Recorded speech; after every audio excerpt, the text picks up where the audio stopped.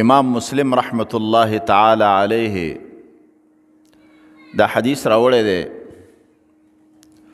د ام المؤمنین عائشه رضی الله تعالی عنها نه.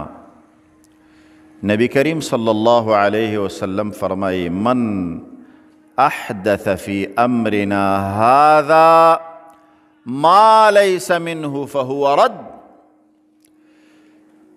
چا چې زمونږ په دې کار کې په دې دین کې چې دا دی الله را نازل کړی دی د وحی په بنیاد دی، چا چې د ځان نه پکې څه جوړ کړل نو دا عمل د دې انسان مردود دی.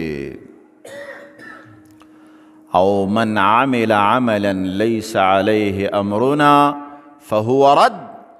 چا چې داسې یو عمل وکړو چې طریقه پکې د نبی کریم صلی الله علیه وسلم نه وه نو هغه هم مردود دی. نو پته ولګېدله چې اتباع هم په کیفیت کې لازم او هم په تعداد کې لازم، دواړو کې لازمه خبره ده.